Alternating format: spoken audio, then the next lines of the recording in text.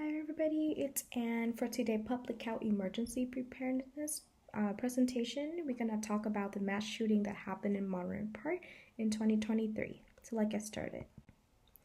So here are the table of content of topics that we will be talking about. First, we're going to go over the disaster, the timeline. Secondly, we're going to talk about the emergency preparedness. And then third, we're going to talk about the emergency response and the federal response.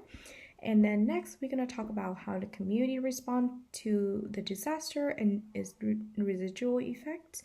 And then lastly, we're going to talk about the role of public health nurse and their responsibilities. So let's talking about the shooting itself. So the shooting in Monterey Park that happened in January 1st of 2023 at approximately about 10:22 p.m. A mass shooting occurred at the Star Ballroom Dance Studio in Monterey Park, in downtown Monterey Park, in California during a Lunar New Year celebration. Monterey Park is a predominantly Asian American community, and many of the victims were older adults. This incident resulted in 11 fatalities and 9 injured survivors. However, sadly, the motive remained unclear. Location of the shooting was less than 1 mile from the Monterey Park Police Department, which likely contributed to a very quick response time in about 3 minutes. So let's take a look at the timeline of the incident more closely. The shooting again began approximately about 10:22 p.m. at the Star Ballroom Dance Studio in downtown Monterey Park that we can see above in the map. The police did respond within 3 minutes and quickly identify at scene it's a mass casualty incident. However, by then, the suspect himself already fled the scene with a white van. And then around about 10:39 p.m. the same night, he arrived in the second dance studio in Alhambra called Lilac and attempt another attack. However, at their location, luckily a civilian was able to disarm him and preventing for additional casualty.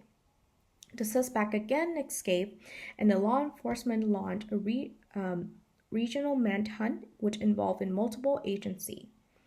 And in the morning of January 22nd, which is the following day, the suspect vehicle was located in Torrance, marking a critical point in this response.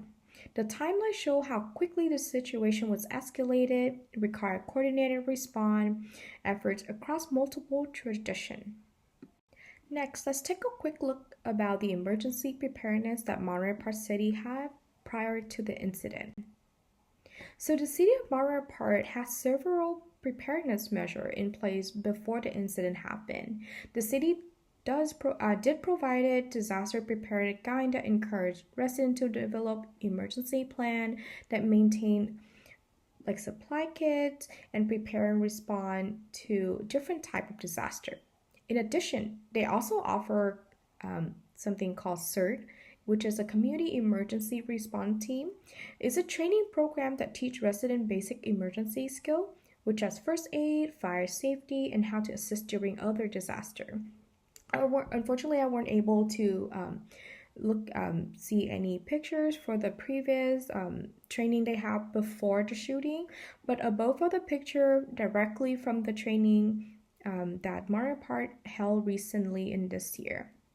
In addition, the city also maintains an emergency operation division, which is responsible for coordinating a rapid response to public safety threat. At the policy level, the city developed a local hazard mitigation, a plan to identify risks and reduce the impact of disaster over time. The system reflects an all-hazard approach, meaning the city did prepare for both natural and human-caused disaster, including active shooter events. However, preparedness was limited by challenging community system, particularly in delivery timely and accessible information to a diverse and multilingual community, as we see above during the incident. Next, let's talk about the emergency response itself during the incident. During the incident, as we mentioned earlier, the emergency response to the incident involved rapid coordination between multiple agencies. The emergency response was very fast. The police would again arrive approximately about 3 minutes, and the EMS were able to transporting the victim to nearby hospital. The emergency medical service transported the victim to nearby hospital where they were receiving immediate care. The city of Monterey Park also established Survivor Resource Center at Langley Senior Center quickly after the incident, where it providing services such as mental health counseling, legal assistance, and support for both victims and families. In addition, the response involved coordinating between local law enforcement, LA County, and other agencies. However, there was a delay approximately about 5 hours before the public were notified that the suspect was still at large. This raised a concern about communication and public safety awareness. Overall, this response demonstrates both effectiveness of rapid emergency actions and the importance of timely communication during a public health emergency. As for federal involvement and response in this incident, at the federal level, multiple actions were taken to support both response and recovery efforts. The FBI assisted the local law enforcement in the investigation and coordinated effort, providing additional resources and support. On March 14 of 2023, President Biden actually visited the city and where he met with the family, with the victim family and members of the community. During this visit, he signed an executive order which aimed at reducing gun violence. This included measures to increase background check, promoting safe firearm storage, and strengthen the law enforcement coordination. The federal response also emphasized to support the victims and the community affected by gun violence, as well as a broader effort to prevent future incidents.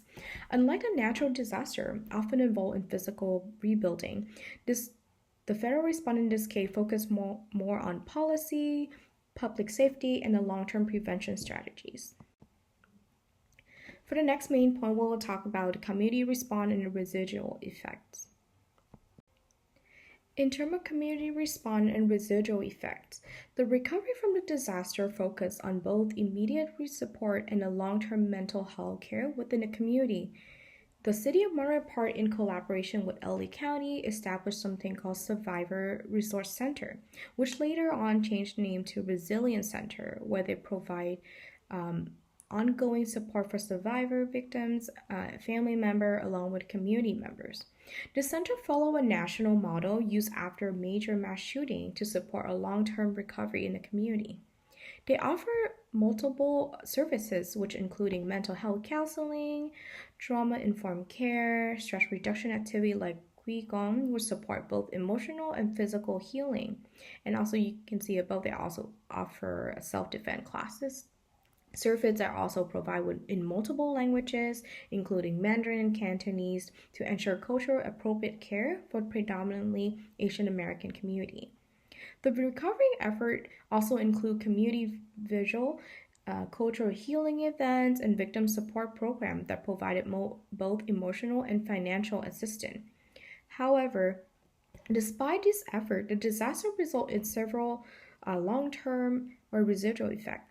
Research showed that exposure to traumatic events can lead to conditions such as PTSD, anxiety, and prolonged grief. Many community members also experience an increased sense of fear and decreased perception of safety, especially during a public gathering. In addition, the impact of extended and to local businesses and the broader community, creating an ongoing social and economic challenge. Overall, this event demonstrates that recovering from mass violence is a long-term process, and that requires continued mental health support, cultural competency care to rebuild the community resilience. Next, let's talk about public health nurse roles and responsibilities. So public health nurses play a critical part in all phases of disaster management cycle. In this disaster, public health nurses provide crisis counseling, psychological first aid to support individuals immediately after the event. They also conduct a mental health screening to identify conditions such as PTSD, anxiety, depression, which are very common after traumatic events. The public health nurse also involved in community outreach and education, which help individuals understand the trauma responses and coping strategies. They also coordinate care by connecting individual and family to available resources, which including counseling service, financial assistance, and victim support program. In addition, public health nurses also play an important role in providing cultural competency care by addressing the language barrier, ensuring service was accessible to the area, which is predominantly Asian American. Finally, they also advocate for health equity by ensuring that vulnerable population receive appropriate care and the support during this recovery process. In conclusion, the Monterey Park shooting had a profound impact on both individual and the broader community. This event highlights the importance of not only rapid emergency response, but also a long-term mental health recovery and community support. It revealed that the need for improved communication system and cultural competency care, especially in this diverse community. Overall, the disaster demonstrated a critical role of public health nurses in preparing for, responding to, and support recovery from a complex emergency. Thank you.